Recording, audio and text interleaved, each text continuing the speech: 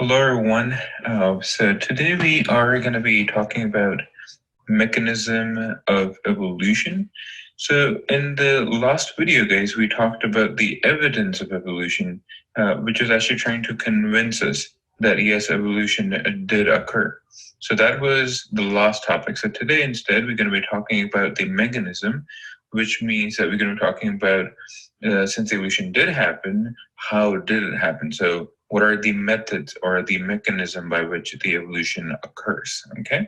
So before we get started with this chapter 12, we first want to talk about some terminologies from chapter 6. And if you guys remember, we talked about alleles, we talked about genes, we talked about phenotype and genotype. So let's quickly talk about this. What does all of this mean? So if you guys remember gene, what is gene? So gene is the sequence of DNA which is responsible for giving us some kind of a trait. Or so, for example, in the next slide, we are actually going to talk about the fur color or the pigment of the mice. So it can be white color, it can be a black color. So the color itself is a phenotype. So that is what we are able to see. The appearance, that is the phenotype, and the genotype is basically what is responsible for giving us the specific phenotype. So if I go back to this slide, if you guys see that these are two different alleles, black and white, which are responsible for giving us the phenotype. So the gene which is responsible for giving the pigment is it comes in two variables, and the two variables are white and black. So the two variables, they're called alleles. Okay, so a gene is the sequence of DNA which is responsible for giving us a trait, and that gene comes in two different versions in this case, and those are two alleles. So two versions are two alleles. Okay, so now if we talk about this example again, if you guys see, if we try to count how many total alleles we have in this population of mice, if we try to count that, you see we have total 15 mice, and there are two alleles per mice. So that's a total of 30 total alleles. Okay, so we're going to be finding out the allele frequency, and for that we need the total number of alleles that are present in any population. So in this population, there are total 15 mice, each one with two alleles, so total 30 alleles. And now we're going to count how we can find the frequency of the white pigment and the black pigment, or the white allele or the black allele. So if you see here, if we try to count how many black alleles we have and how many white we have, so that's already counted here for us. And you can see that there are 17 black ones and 13 white ones. So if you actually take, so if you're talking about the black one, then if you want to find the allele frequency for black, then what you're going to do is you'll put the number of alleles for black on top, which is 17, and on the bottom you put the total. So the 17 over 30, and if you times it by 100, it will give you also the percentage if you want to find the percentage. So the frequency is 0.57, whereas the percentage is 57%. Okay, so I hope that makes sense. So first of all, we are talking about allele frequency, and basically in evolution, what happens is that this allele frequency changes in a population over time. So from one generation to another generation, the allele frequency changes, and this is what actually tells us that the evolution has happened, that evolution occurred. Okay, so now going back to the different alleles, there was a white allele, there was a black pigment allele. How does different alleles exist, or how does two variations of an allele of a gene exist? Or we can say what is actually responsible for giving us two versions of a gene?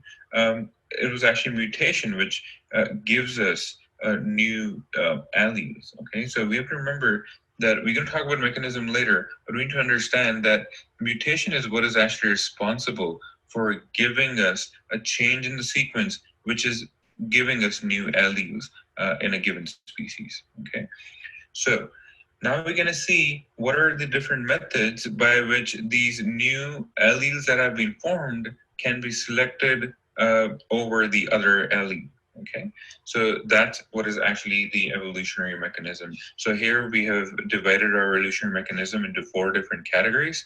So first is natural selection. We're going to talk about that first. Then we have gene flow, genetic drift, and sexual selection. Okay, and you're going to see later on we're going to pick bacteria as an example, as a very good model for studying these mechanisms. Why? Because they evolve very quickly. They go from one generation to another generation in mere 20 minutes. So they're a good model to study evolution. Okay. So we're gonna pick each of these now in our lecture. Okay. So we're gonna start with the natural selection. So this is our first one. Okay. So first natural selection is we have talked about natural selection before. What happens here in the evidence of evolution lecture, the previous lecture, we talked about natural selection. So I guess natural selection basically enables the population to change its allele frequency, where one trait, if it's favorable, it will be more frequent in the future generation, and the unfavorable traits will instead be lost. Okay, so this is how the frequency of that specific allele can change. So one can increase. One allele will become more frequent, whereas the other unfavorable one will become less frequent, and this is caused because of natural selection. Okay, so this is one of the methods of natural selection. Now, we did talk about this example in the last video as well, so let's quickly talk about that again.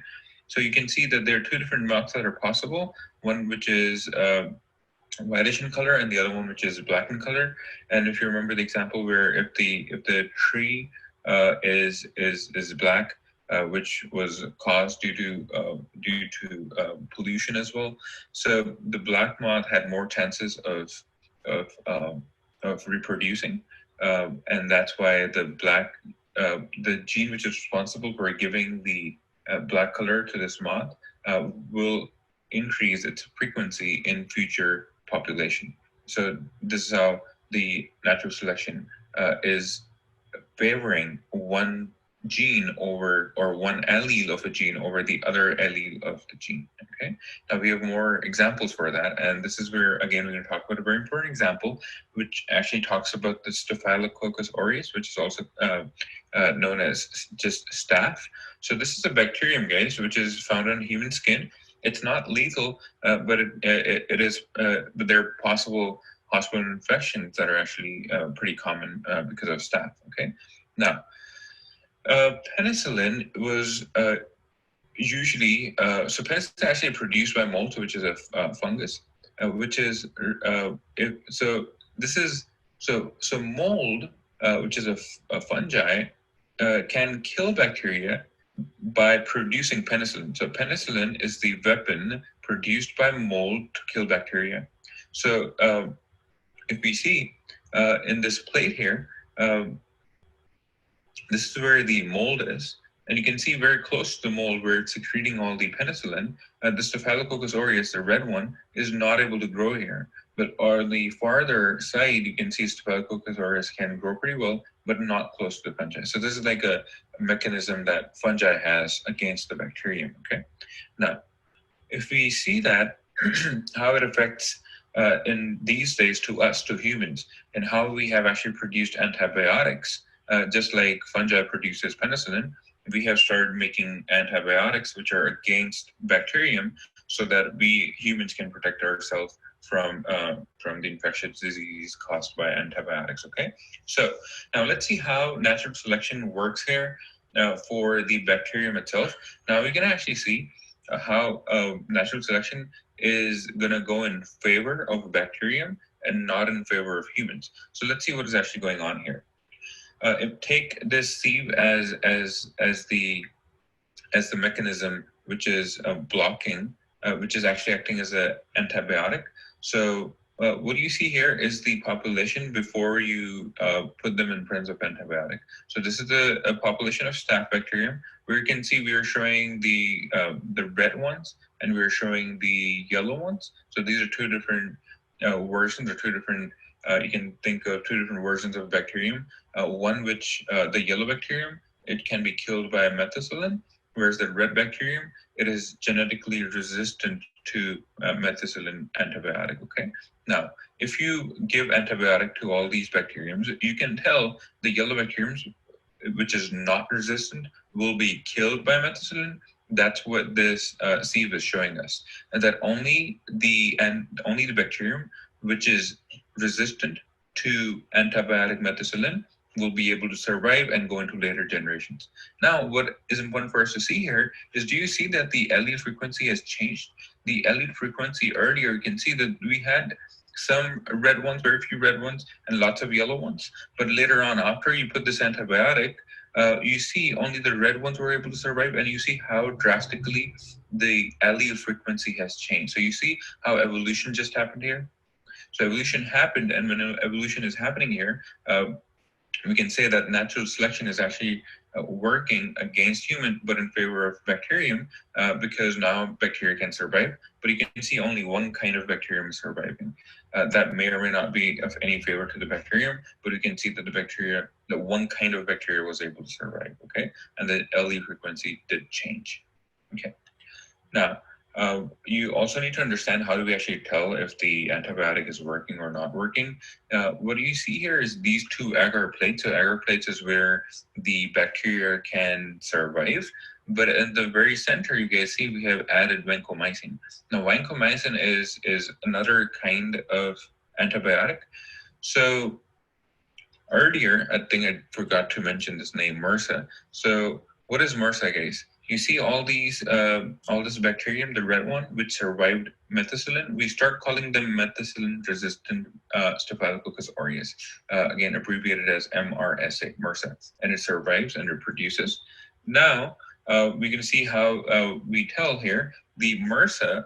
If you want to kill MRSA, because MRSA cannot live with methicillin, but MRSA. So MRSA can survive in methicillin because it's resistant to methicillin. Okay. Now, how do you kill MRSA? If you want to kill MRSA, then you need some other antibiotic for which the bacterium does not have any resistance. So for that here, we're taking vancomycin. So this is another antibiotic which we can use. So you take the bacterium on the agar plate, you put the vancomycin tab here in the center. So the vancomycin is diffusing into the plate, not all the way to the back, but very close to where you put the actual tab. And you can see how the MRSA bacterium cannot survive because it does not have resistance to vancomycin. Okay. Now, on the other hand, there's actually another version of Staphylococcus aureus, which is actually Versa. This is a new type of staph, which actually has resistance to even vancomycin. So the new antibiotic that we brought in, the vancomycin that we thought is going to work, it worked for some time, but later on, we're going to see in later slides how Versa was formed by gene flow. But what you see here is that Versa, on the other hand, if this plate is, this is the agar plate where you put the same bacterium Versa, but in the center you put vancomycin, you see how little this zone of inhibition is. So this zone of inhibition, you see how wide that is? But this is telling us that this bacterium is not able to survive here, so it does not have resistance to vancomycin. On the other hand, you see how tiny this zone of inhibition is. This is telling us that this bacterium is not it is resistant. It is how it is not resistant to vancomycin, and it is not able to survive in vancomycin, and that's why. I'm sorry, I'm going to say the whole thing again, okay? I'm sorry. So what is happening here? This is the Versa, so this is the vancomycin-resistant bacterium, and you can see how it is able to survive, okay? Here, MRSA does not survive, but Versa survives. That's why the zone of inhibition is so small, okay? All right, now, how we can again say that the evolution happened. So this is like a summary page of what is happening here. So in the beginning, you guys again see how we have different versions or different varieties of bacterium. So this is a big population of staph where you have the yellow version, red version, and the blue version. Okay. Now you take this sieve, which is showing us, which is replicating kind of how the antibiotic methicillin is going to work. So if you place methicillin, what happens in the next generation is all the yellow ones, because they were not resistant to methicillin, they all do not survive. Only the red ones and the blue ones survive, and they pass on to the next generation. Okay, so after treatment with methicillin, which is shown as the red stainer here, the MRSA survives and reproduces. Okay, now what happens next? If you do additional treatments of methicillin, they do not reduce the MRSA population, so you see everything comes down again here.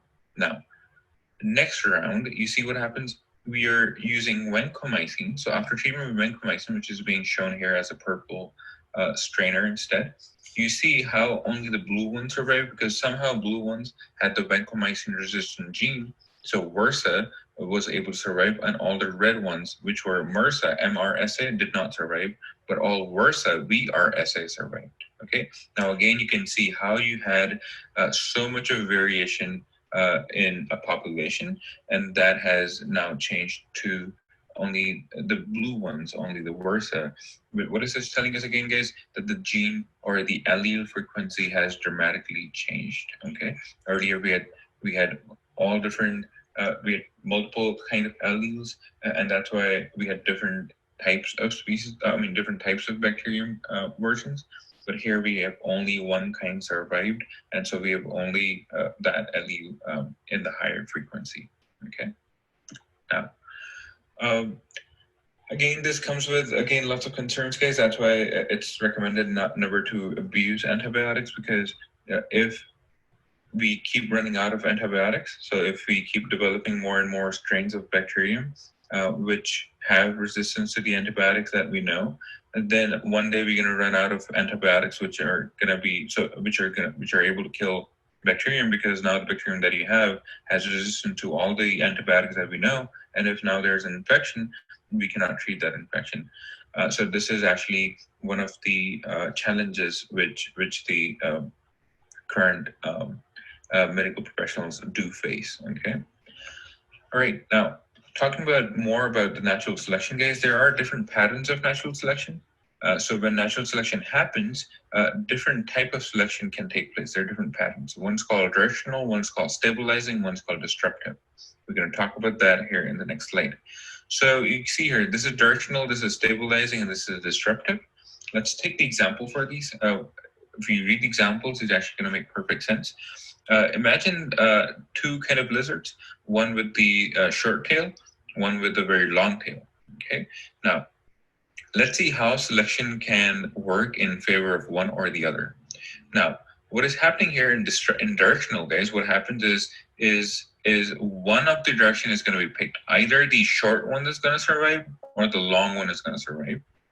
On the other hand, so again, let me say it again. So either one of them are going to survive. Not both of them are going to survive. So if there's a selection for the long tail, then the short tail ones will not survive. If there's selection for short tail, then short tail will survive, but not the long tail. That's directional selection. You pick one direction, long or short tail.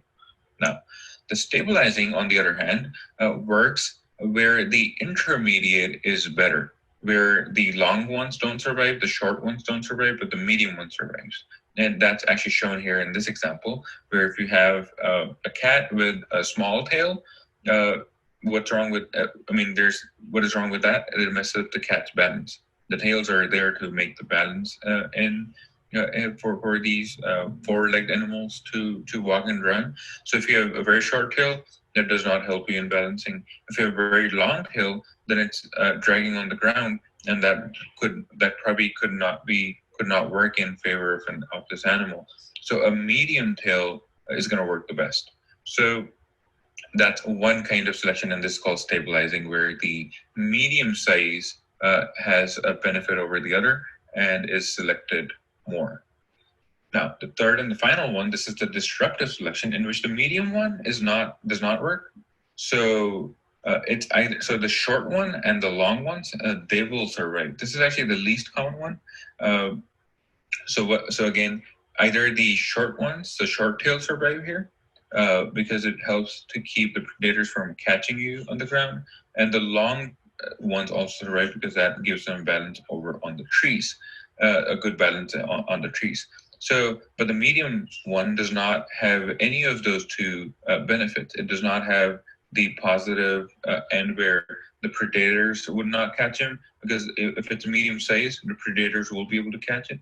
And also, its tail is not long enough to give it a good balance on trees, so that also does not work in favor. So medium tail is not going to work, but small is going to work because it has some benefit, and the long tail is also going to work because that also had some benefit over the other. So you can see how short and long has a benefit, and that's why they're selected more in the population. So you can see how in original population, that's what you see here with the dot lines. In the original population, you had the medium ones, but after selection, the long one and the short ones are picked, and that's disruptive. So disruptive meaning that you pick the you pick the two extremes, short and long. In directional, you pick one extreme, either the short one or the long one, not the both. Okay. In stabilizing, it's actually neither the long nor the short, but the medium one, the intermediate one is the one that works. That's why you call it stabilizing, because it's stabilizing. It's stabilized between short and long. Okay.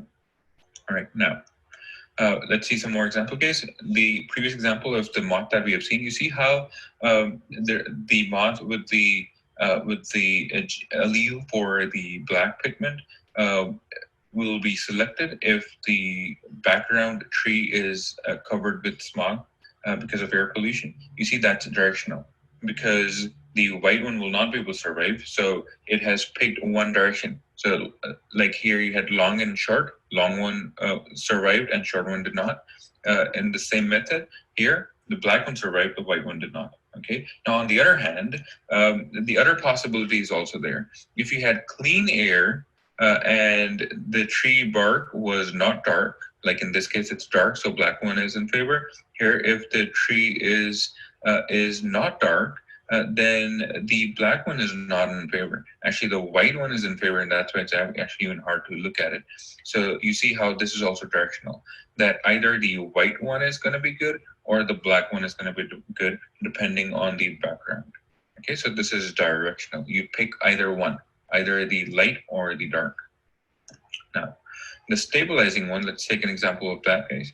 So here it has been seen that kids that are born whose weight were around 8 pounds had the best chances of survival. The heavier ones did not survive, the lighter ones did not survive.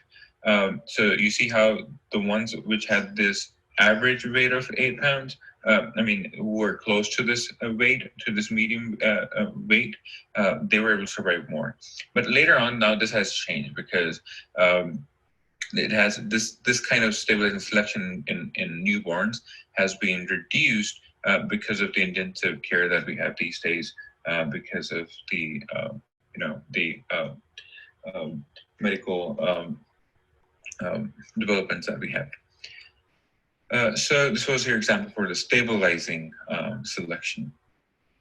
Now the last one, which is a disruptive selection, guys. Remember this one where you pick both the extremes. So the large tail was okay, or the small tail was okay.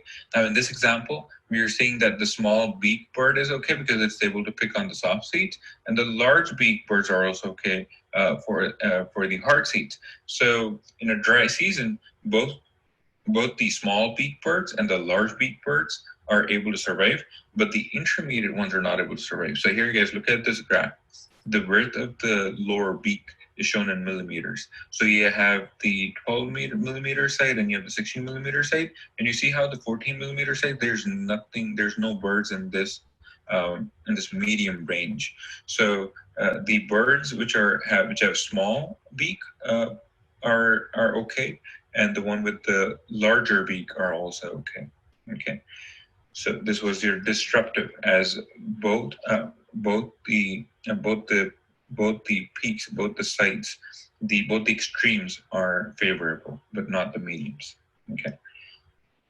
Now, so we already talked about the patterns now, patterns of selection. So all these 3 patterns of selection that we just learned under natural selection, guys, they're responsible for convergent evolution. Now, what does convergent evolution mean, guys? we have to also learn this term here, analogous traits. So these are different from homologous. Homologous is what we learned in the previous chapter. In analogous trait, guys, what does that mean? That means that the two different species. Let me give you an example here. If you see, these are two very different animals. You have dolphin on the right hand side. You have the shark on the left hand side. One is a fish and one is a mammal. You can see how similar they look because they're living in the same kind of environment, but they're nowhere closely related to each other. They're very different animals. They do not have a common ancestor. So this is what I mean by convergent evolution, that two very different animals who are living in the same kind of environment have evolved to something similar. They started from different ancestors. So we're not saying that they both are coming from the same ancestor. They're very different ancestors, but they have developed features that helps them both survive in their environment. And you can see how similar they look and how similar their traits are. Okay, and that's also again can be seen in this example here with the example of these cactuses and how different they actually how they are different, but they have all adapted to live in a dry environment.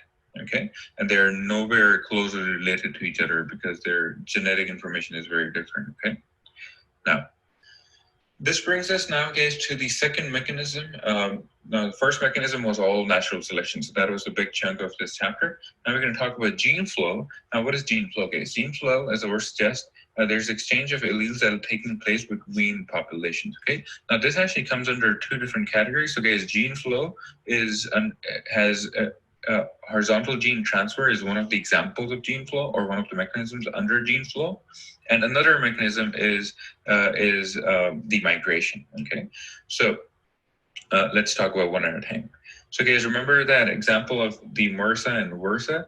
Remember how we had staph, or Staphylococcus aureus, which actually had resistance to vancomycin. So, guys, how did that vancomycin resistant gene came into Staphylococcus aureus out of nowhere? So it is suggested that, guys, so on the left hand side you guys are looking at staph, and on the right hand side you're looking at Enterococcus. Okay, so what happened, guys, here is that the gene flow took place. So so Enterococcus already had a gene which had vancomycin resistance, which was able to give vancomycin resistance to Enterococcus. Okay, so this guy was able to survive in vancomycin. Now, because of conjugation, we're going to talk about conjugation in the next slide. Because of conjugation, a gene which was giving vancomycin resistance to Enterococcus got transferred into Staphylococcus aureus. And how do we know this is because staph's gene for vancomycin resistance is very similar to the gene in Enterococcus. So this makes us think that it was not a random mutation that happened in Enterococcus and separately in Staphylococcus aureus, which gave both of them vancomycin resistance just by chance. So this is a very small chance that a random mutation is going to happen and both of them get the same kind of gene and same kind of resistance. So it is suggested that the vancomycin resistant gene actually moved from Enterococcus into Staphylococcus. So this kind of gene flow or transfer is called the horizontal gene transfer, guys. So if we can actually see that, and so we can actually learn the conjugation method that happens here. So, guys, what we're showing here is this is the donor bacterium. So for us in this example, this is Enterococcus, and on the right hand side, this is our recipient bacterium, which is receiving the gene, which in this case is Staphylococcus aureus. So now you can see with the help of the conjugation tube how this plasmid DNA, so guys, this is a DNA which actually has a resistance to the vancomycin. So how you see it makes the copy. So Enterococcus makes the copy of its own DNA, and one of the copy is then transferred onto this bacterium on the right hand side, which is Staphylococcus aureus. Now you see your Enterococcus still has the gene which was giving it the vancomycin resistance, and now this our recipient bacterium, which is Staphylococcus aureus, also has received the vancomycin resistance gene. So this method, guys, is first of all is called conjugation, and this kind of transfer is horizontal gene transfer. Okay, where from one species to another species, a gene is transferred. Okay, so this is an example of a gene flow. Now, another example, which was the migration case. So in migration, what happens is, again, this is under gene. This is still under gene flow. So gene flow, as you remember, again, can happen with the horizontal gene transfer or with the migration. So this is the example for migration here. So you can look here. This is population 1. This is population 2. This is, first of all, why are these two different populations? Because you can see they're geographically sitting in a different location. So what has happened here, population 1 has all these different genotypes. So you can see capital A, capital A, capital A, small a, and small a, small a. So this is a large population which has all different varieties or different versions of a gene. So that's why I said all the alleles. It has capital A and small a. On the other hand, in this population only has capital A, capital A. So only one kind of allele for a gene.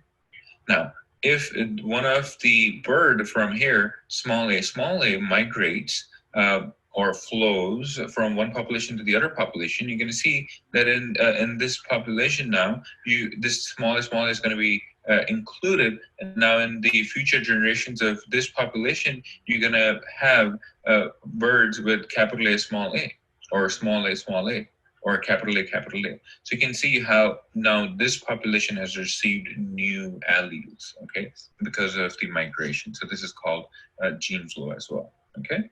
Now, let's talk about the third method for the mechanism of evolution. This is called genetic drift. So again, genetic drift, the key here is that again, this happens on random basis, okay? So genetic drift, again, is where the allele frequency is going to change due to random difference in the survival rate.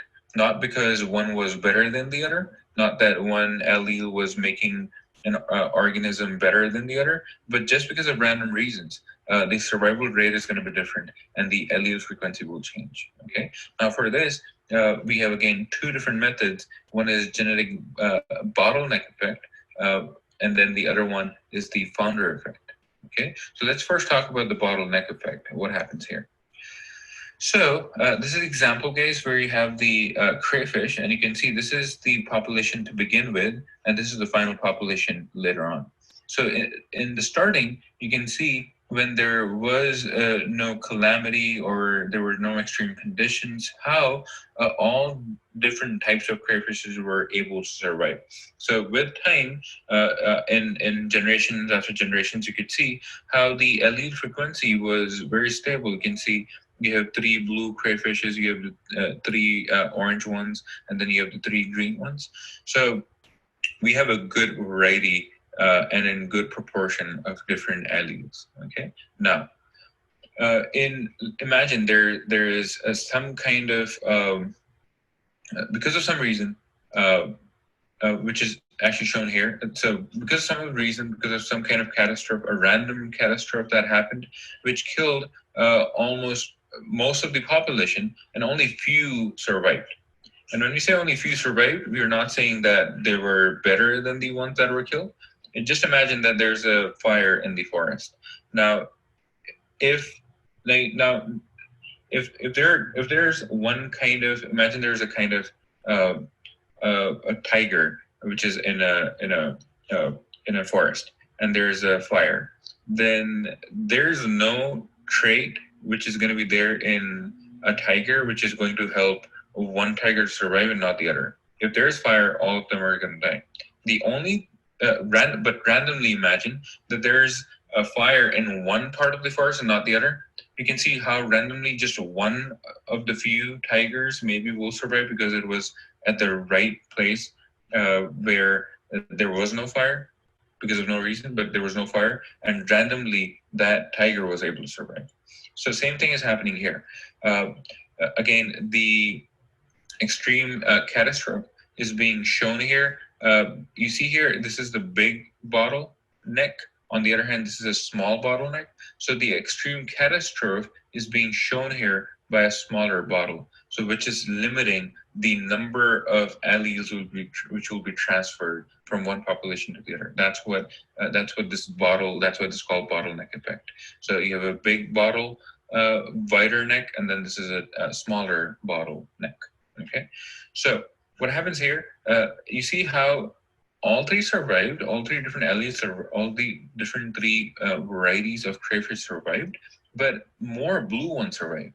And not that blue ones were better, that's why they survived, but randomly the blue one just got lucky and survived and survived. And if you see in future generations, as the time passes by, you see how in this new population, uh, there's way more blue ones than the green or the orange ones. Okay, so what is this showing us, guys? This is showing us that the allele frequency has changed. Earlier, out of all these 1, 2, 3, 4, 5, 6, 7, 8, 9 crayfish that we had 3 of each. But here, if you see, we have 1, 2, 3, 4, 5, 6, 7, 8 of the blue ones and only 2 of the other ones. So you see how the allele frequency has dramatically changed because of the genetic drift because of the bottleneck effect. Okay, now the second, this is also again one more example of how randomly one of the panther survived, which actually has abnormal sperm. So bottleneck effect, it randomly increased the frequency of a harmful allele in the panther population. Okay, so again, not that this was any this not that. So what this example is trying to show is the bottleneck effect or genetic drift is not, this is not like natural selection where the better alleles are getting selected because they had a better reproduction rate or survival chances. Here, just randomly, even the panther with not so good allele was able to survive. Okay, now we have some more examples, guys, of bottleneck effect or the genetic drift, where how one example here for the South African population, guys, where the descendant primarily from a Dutch colonist, and that Dutch colonist just by chance carried the allele which is responsible for giving or exposing people to the Huntington disease. So this is the allele that causes a Huntington disease, and it's more common in this population because the Dutch colonists who came in to South Africa, and all future population had his alleles, and because of that, there's in that whole population, because it came from one person, a very small population. All the population, all the future generation that came in had that allele, and a lot of people then had the Huntington disease or had more chances of getting Huntington disease. Okay, so this is, I'm sorry, I think I mentioned it was the not the genetic. It was not the bottleneck effect. It is the founder effect. So somebody moved from one population, from one location to another location, and then founded a new population. So that's why it's called founder effect. Okay. Now, let's talk about the final and the fourth mechanism, which can cause evolution, which is responsible for evolution, and that is the sexual selection, guys. Okay, so this is the fourth kind. So this is the fourth, not that. Sorry about that. So the fourth is the sexual selection, guys, and sexual selection actually happens in the animals who have sexual dimorphism. So sexual dimorphism means what? So if you see many of the species, most of the animals that we see, especially the mammals or birds, or I mean the more developed animals that we know, they actually have dimorphism. By that we mean that you can tell male and female how they're different just from their appearance. So you can see how male peacock with all these feathers, and you have the female peacock which has no feathers. Okay, so so what you see here is, since with the feathers, this male peacock has much more chances of finding a mate because it looks attractive, and that's why it has more chances of mating. So just because of its appearance, just because of that dimorphism that exists in the population, this specific character is being selected, and that's how you can see how sexual selection can cause one kind of character to get picked and its frequency is going to get more and more. And now you're going to see that all the male peacocks, if they have these feathers. Okay. Now, this again is not only limited to this example, but you can see many more examples where one trait which is more attractive just because of the appearance will get selected over the other, and that's why it will get selected, and this will cause evolution in from one generation to another. Okay, I hope guys all of that